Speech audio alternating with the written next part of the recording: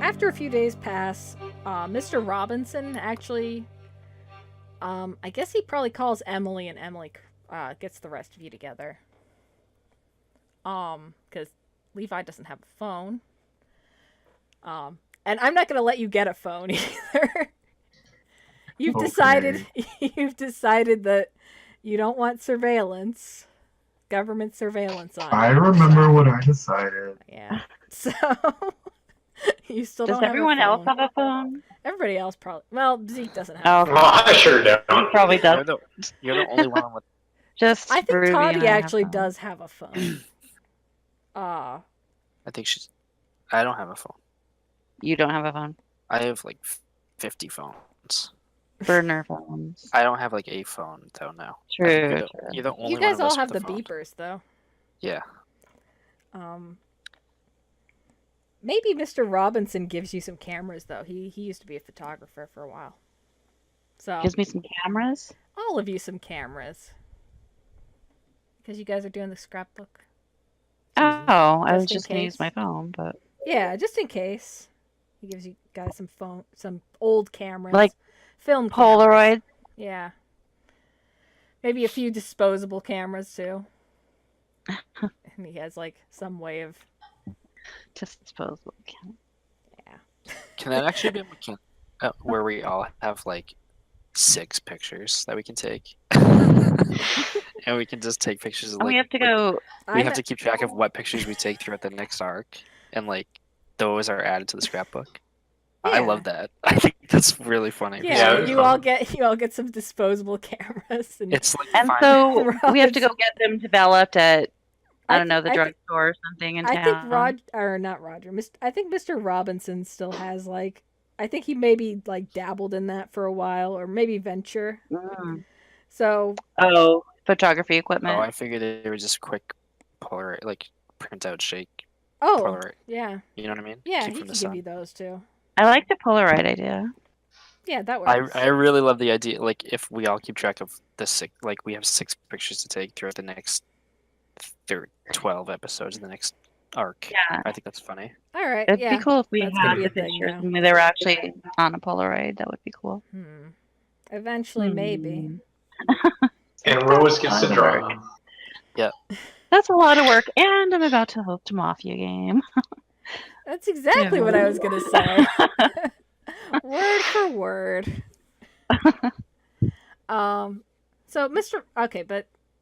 So maybe he gives you the cameras when you guys stop by, but he tells you that he has an old friend that he's gotten back in touch with that would want to meet you guys. That it's somebody who Oh, really? he talked to this he worked with this person back when he was first having those visions about like when Emily first showed up to like 30 years ago. And he was having like those visions of like the apocalypse and stuff. Mm-hmm. As mentioned in the text prologue. But this is somebody that he worked with to try to understand what was happening at that time. And about like some sort of research that may not be that legit. But he said that maybe you guys can go visit this person and see if you can learn anything from that. So you guys What's their do it. name? That is Dr. Sarina Melchior. Oh, where's this person live, Mr. Robinson? Over on Bar Harbor. So you That's- guys are going to have to take a road trip over there. That's How a far is town. That How far is away a that, town. Levi? That's like, an hour. So like yeah, it's like an hour away. where the hospital is, Levi. right? Oh, Melchior. All right. Fuck it, let's go. I don't have anything to do today. Excellent. You're going to go visit the College of the Atlantic. Yay! That's like a really, really I don't know if preppy is the right word, but it's like super hippie and like very free-spirited kind of thing. Anyone that's want to where- guess how many members of our party went to college? I bet it's just Emily. Just one.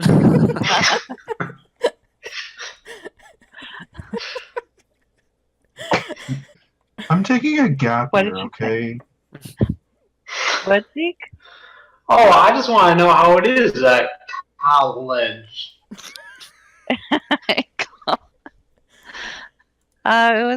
It was fine. It was great. The best times of my life. Oh, that's great to hear. We're heading to one now. It's gonna be a whale of a time. You hear I that, thought you'd Tommy? be excited. Wait, are you bringing Toddy with you? Yeah, duh.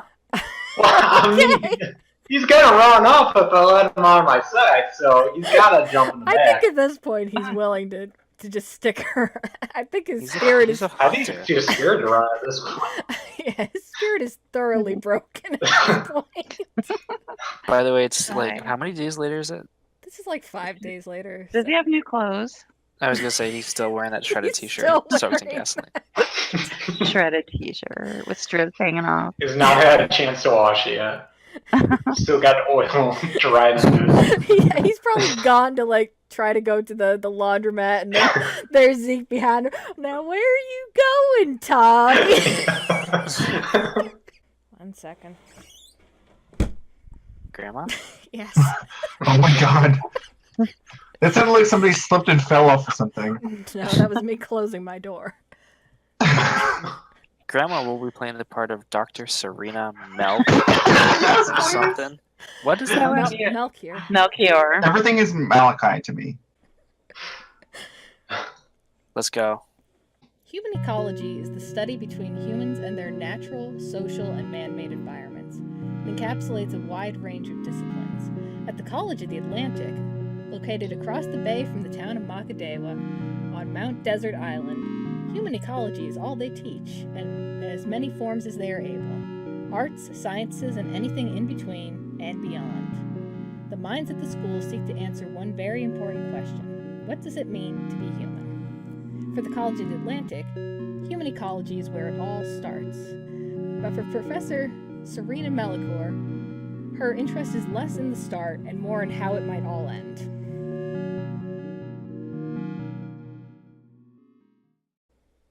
Okay, we pull up. Alright.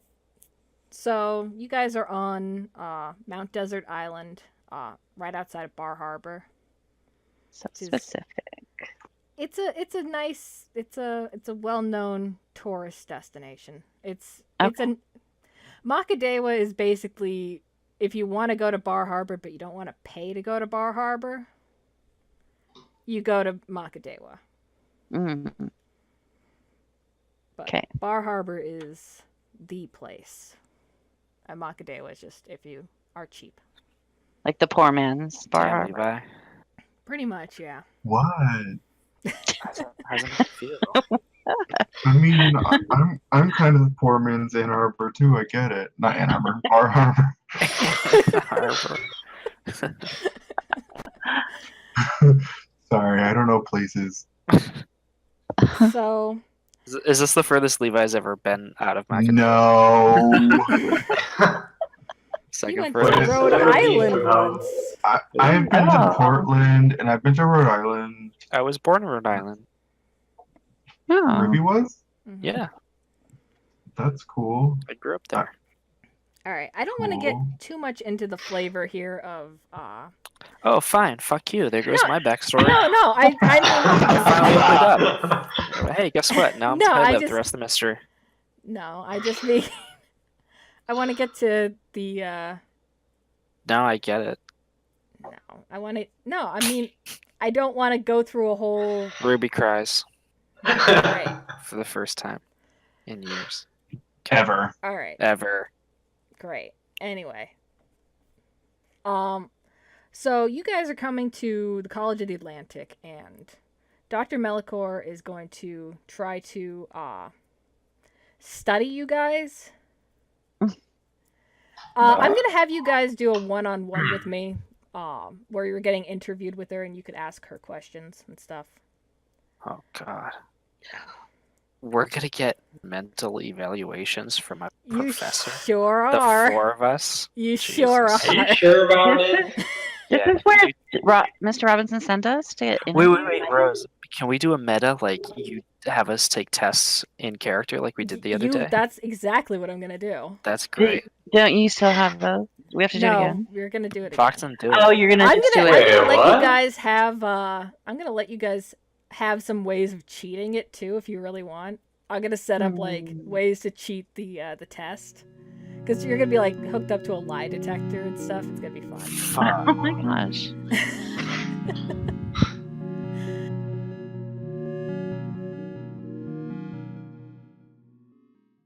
So you're at Dr. Melchior's office at the College of the Atlantic.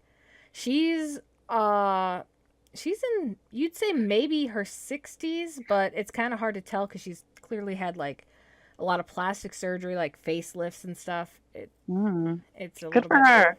yeah, good for her. But so it's kind of hard to tell exactly how old she is, but you'd say maybe she's like about 60. She's got salt and pepper hair. She looks a little bit, she has like a very calm demeanor to her, but she comes off a little bit creepy. And she splits you all up into separate rooms. And Toddy Villain is here, which she didn't expect, so she kind of just threw him in a supply closet for now. But the rest are all like exam rooms with, it looks like a lie detector test on the table. And some other equipment and testing supplies. And the first thing she does before she starts attaching different stuff to you is asks you if you're willing to give a blood sample. What do you need it for? But she says that she needs it for testing your like hidden abilities. That's what a lot of this is for. Okay. So you're gonna give her a blood sample? Feel free. Why do you need a blood sample? She explains that she wants to try to see what kind of magical potential you have, unlock your potential, stuff like that. Are you like, is she sharing it with other agencies? She hasn't actually said. Oh, I don't know. Do I have to say yes? You don't have to say yes. You could decide if you want to or not. I'll say yes. Okay. Because I do kind of want to know what. Yeah, I'll say yes.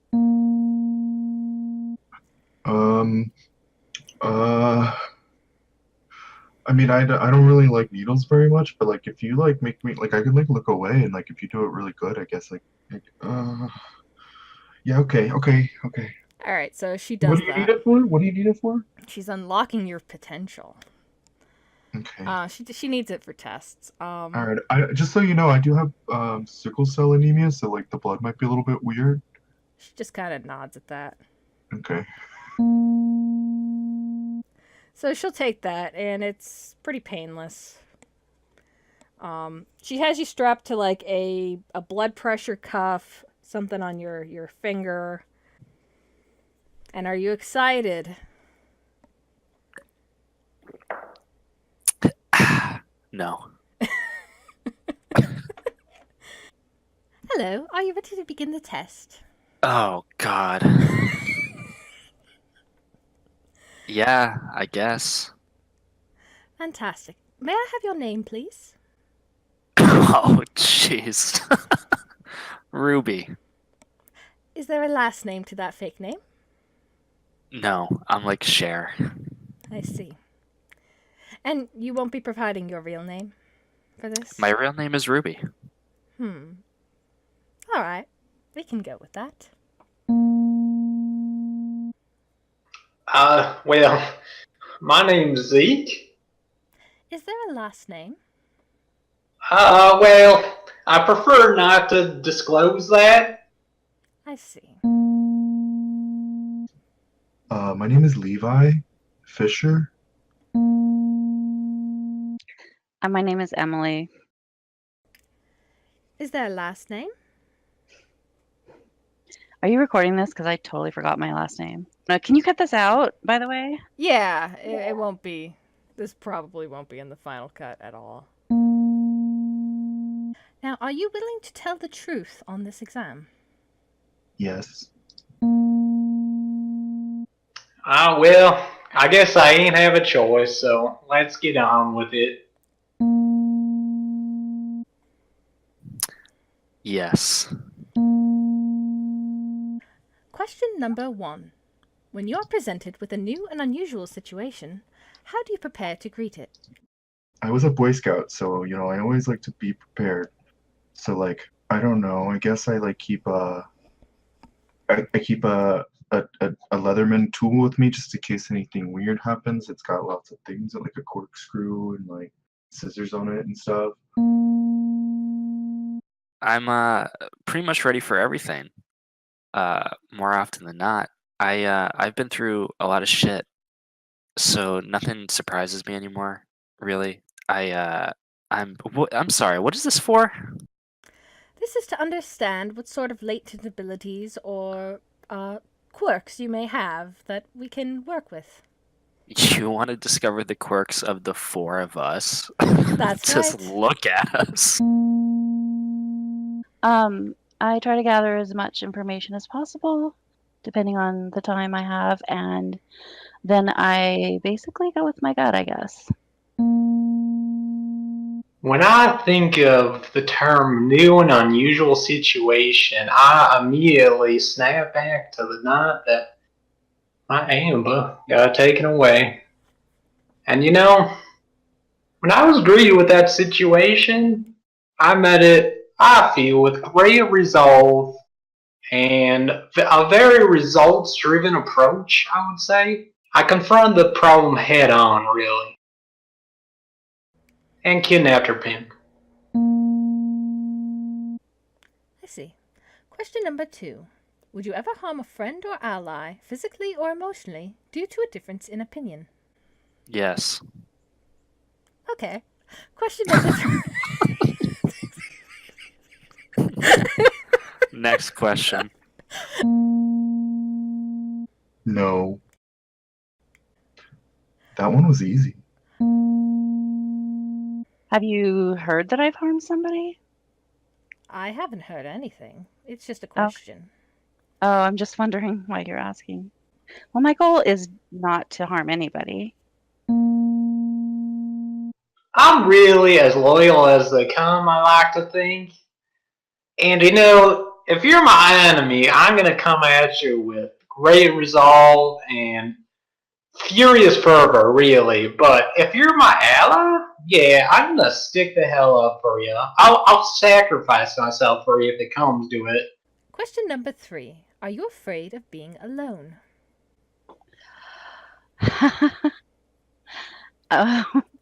Where are you getting these questions? Do I have something stamped on my forehead? Sometimes, yes. Oh God, no. I mean, I've been alone for as long as I can remember, since I was 16. It's just me and Winona most of the time. I don't like being with people. She doesn't What like. would you do if you didn't have Winona and you were completely alone? Well, Winona's not a very good listener anyway, so more often than not, I'm pretty much alone. Well, it's funny you should ask that, Doc. That's probably my number one fear in this world. Truth be told, I've been alone for quite some time, Doc, and I had some dark days out of my cabin, but that was until I met Amber, and that was the greatest night of my life, Doc. And for once, I felt like, I wasn't alone in this world, and there's something I could cling on to. And then she was taken away, and I was right back to that sour feeling in my stomach. And, as much of a piece of shit as Toddy Villain is, at least he's some kind of companion to me. And I haven't felt that feeling since I met him. I mean, granted, my friends Ruby and Emily and Levi, I mean, they're much better commanders than him, but our cross-country trip across the USA, it's one I won't ever forget, because I did not feel alone. Not really. I'm afraid of cats. Really? Cats. Well, not like afraid, but they like kind of creep me out. Like you never know where they are until they're like brushing up against you, and then you jump, and it's like I don't. But being alone, I mean, I'm not really like I'm kind of young. I'm not really worried about being alone now. I'm trying to like sow my seeds. you know. Yes. Question number 4. Do you often feel unnerved? I'm unnerved right now. All right. It depends on when you ask me. I guess I feel like I would, I don't know, a month ago I would say yes more than I would now. What does unnerved mean? Nervous, anxious, afraid, easily Oh my. upset. Well, I guess it depends on what I've had, what I've consumed that day. I guess. I feel okay right now though, but like I don't know. No, yes, probably yes, but I deal with it. You know. I see. So you have a substance abuse problem? No, Hmm.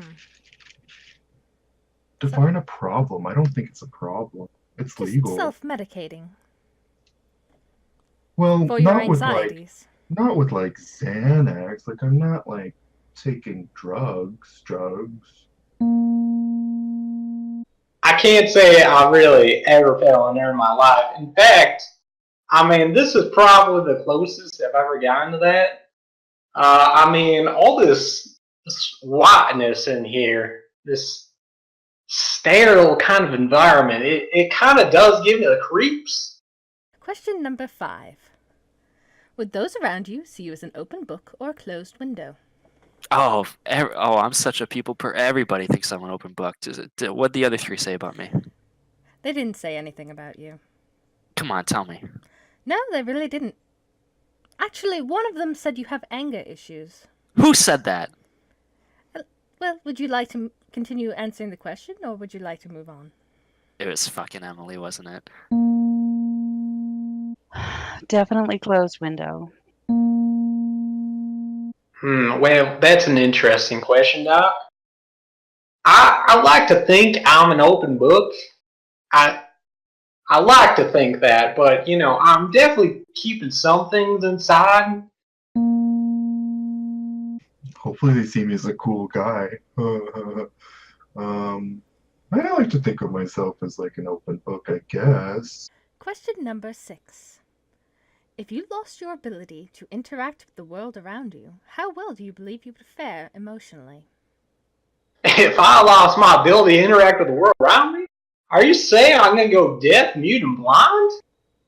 Because if that happened, I mean, my emotions would be thrown through a loop, Doc. I mean, I don't think I'd react too well with that. I don't think I would. I mean, vocalize it, consider I'm mute and all, but I would be very disturbed and scared.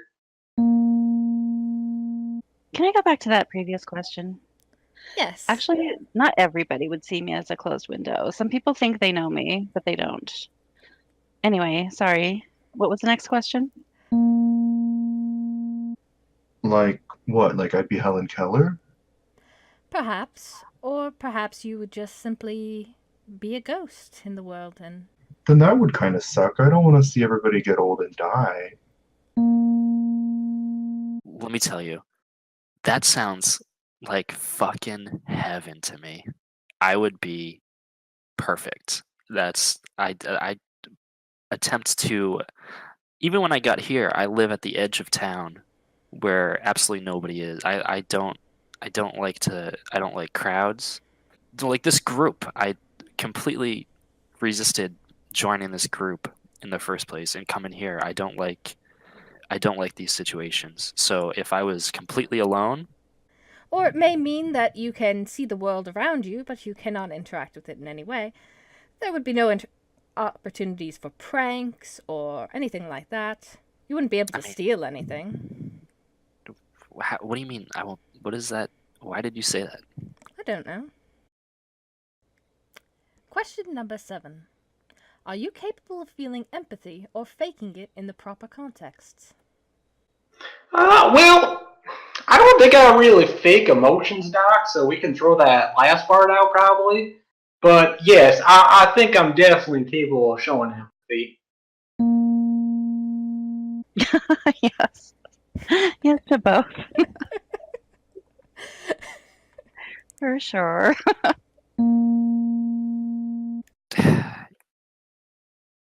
Do I? Yes. Do I have to say which one? If you'd like.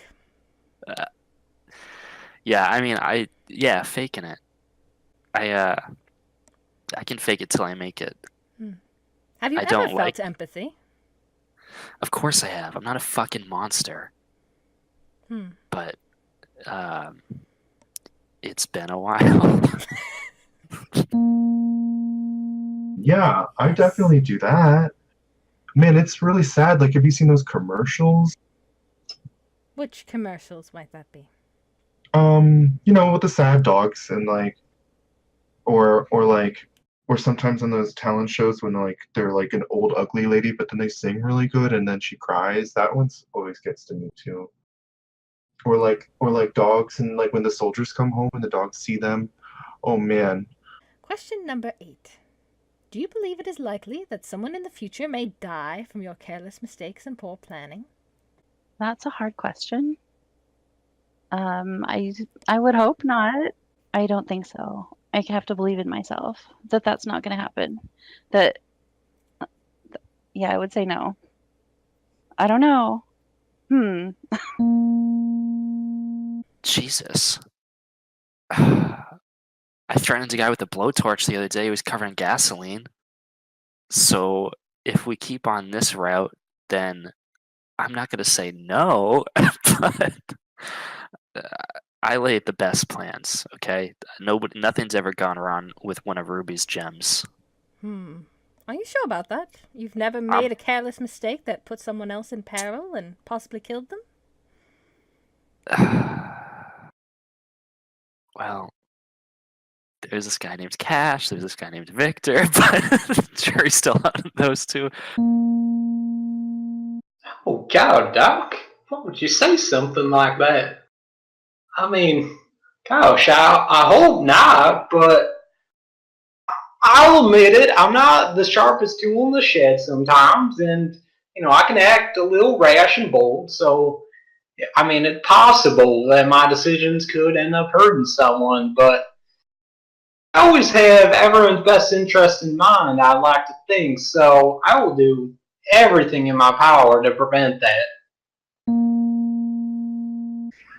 Oh man, I sure hope not. Careless mistakes, poor planning. Someone would die? Maybe, I hope. No. I'm a pretty good planner. No, I'm not gonna make anybody die. No, no people. Are you certain? You don't sound Well, certain. well, are you certain that your actions are not gonna cause anyone to die? I already know what my actions will do or not do. Question number 9. Have you finally gotten that temper under control? What? It's just a question. I don't. Is this? Was this for me? Yes. Have we met before? Maybe. I don't. I think these might be meant for Ruby. Excuse me? That's just the question. That old temper? Yes. Yeah. I'm cool as a cucumber. I'm all fixed. You did it. Thanks, Doc. I'm under control. Hello? What old temper? It's just a question. Well, I don't understand why you're asking the question because I don't understand what temper you mean. If you've What ever had have you a heard? temper or a Oh, well, you said that old temper as if you knew I have a temper, so. Would you like to move So, on, or so I do can't you have really answer something that else? question because there's nothing to get over. So can we skip this one? Well, wow, that feels like a really direct question, Doc. Um, an old temper of mine. Well, I guess that's something that's never really left me, huh? Um, I mean, I think you could even say, it can flare up even hotter than before, ever since the incident, as it were. So, I guess suffice to say, the answer to your question is a resounding no. Question number 10. Have you ever once in your life colored outside of the lines? What? It's just a question. Yeah, I know it's a fucking stupid question. I mean, suppose I live out of the lines, don't I? I'd say I'm pretty firmly outside of the lines a lot of the time. All I right. don't know the last time I was within the lines, honestly. Actually, I was really bad at coloring inside the line. So yeah, definitely a lot of times.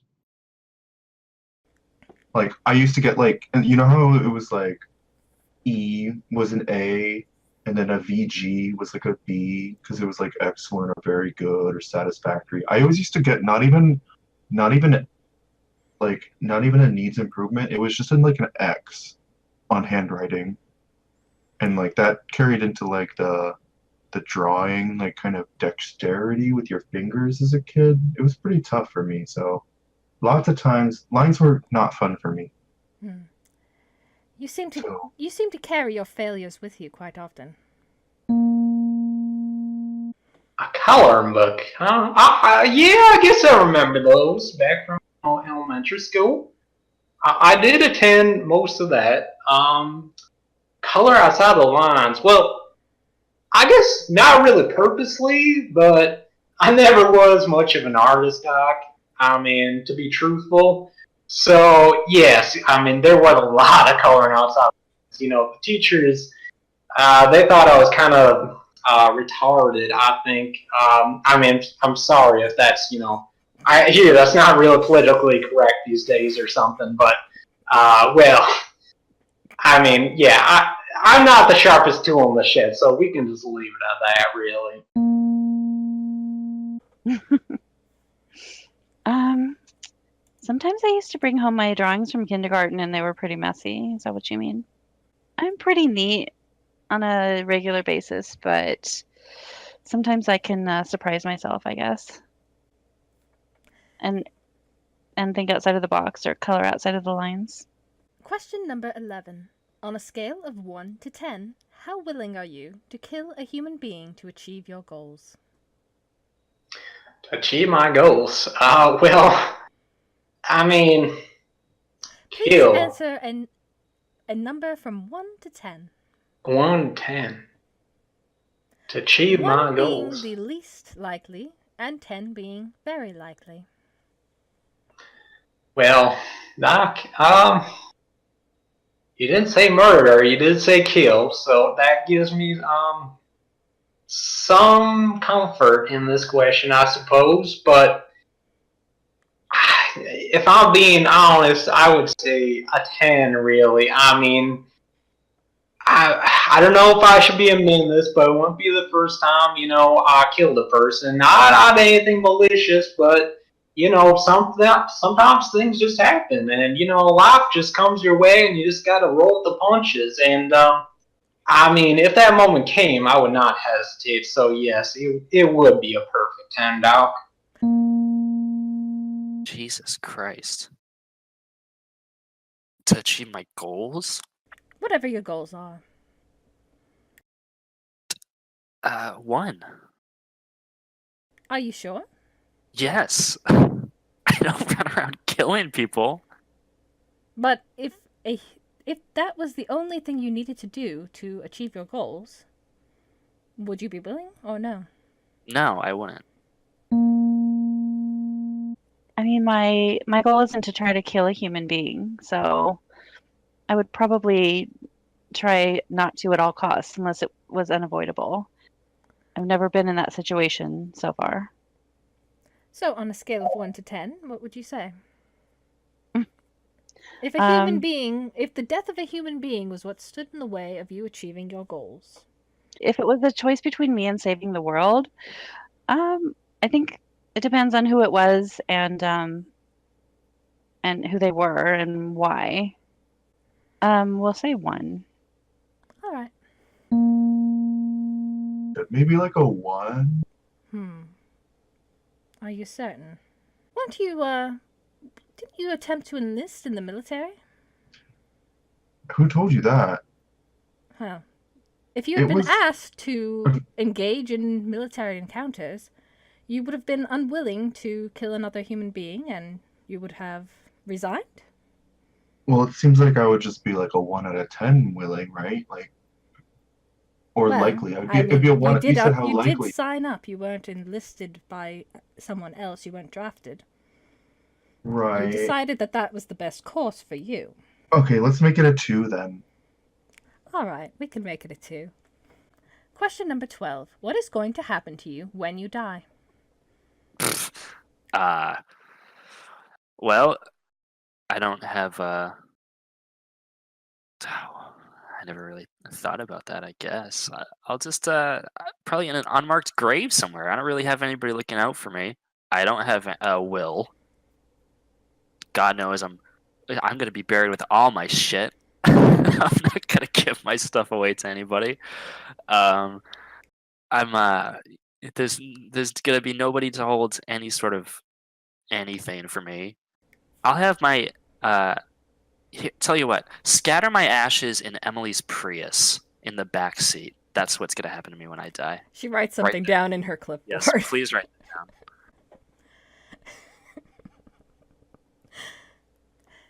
down. So, what about after you die? What? No, I'm not doing this. There's no Nothing? after. No, there's nothing. All right. I don't know. Does anybody really know what's going to happen to them when they die? Some might.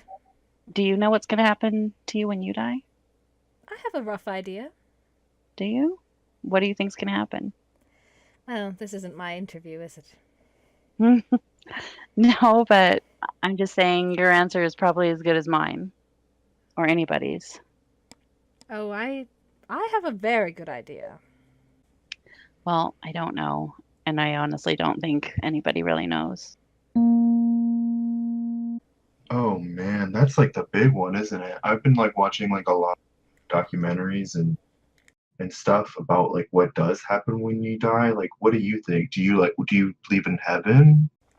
Oh, I already know what's going to happen to me. The question Yeah. is, what's going to happen to you?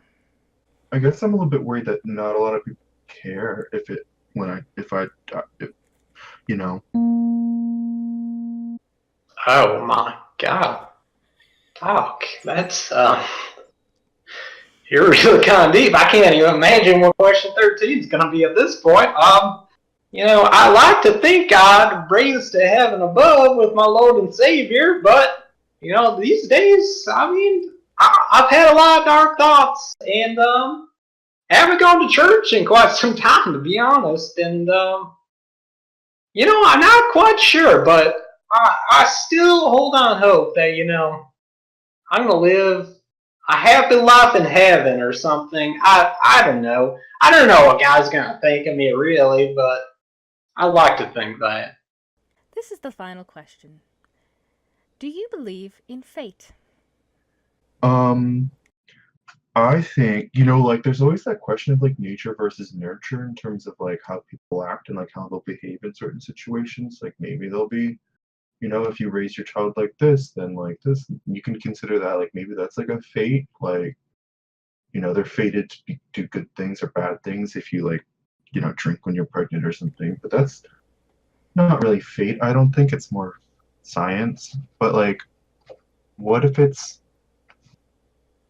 but then there's like sometimes where it's like how could that have happened if not by like something like fate, because like it's just so crazy and like so coincidental. Like sometimes like you've kind of had to believe that like coincidences aren't really real. Like there's like no way that was just a chance encounter. So maybe it like kind of is fate sometimes. Yes, Doc. I definitely believe in fate. I believe I was fated to come out here. I believe everything that's happened. I mean, the group getting together, the tentacle monster sprouting on up, us rescuing Roger. Well, I don't think we know where Scrub 1 is still, but we've done a lot of good things here, and I think it's building up to something big, and I mean, I think it's hard to argue against this thing being an act of fate. Excellent. Yes. Question number 13. Do you believe in fate? Yes. Just yes? Yes, I believe in fate. I believe I have a fate that's unfulfilled. There's just something that's pulling me towards this fate. That's why I'm here, basically. I see. Why I'm in this room. No, I don't. It's a crock of shit.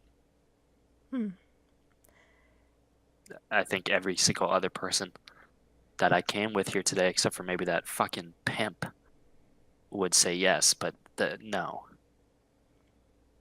I see. Well, that's all the questions that I have. Do you have any questions? Can I leave? No. Great. And she packs up her stuff, leaves the room, closes the door behind her. I cast Jinx as she's walking away. You can't do that yet because this is what she's gonna do.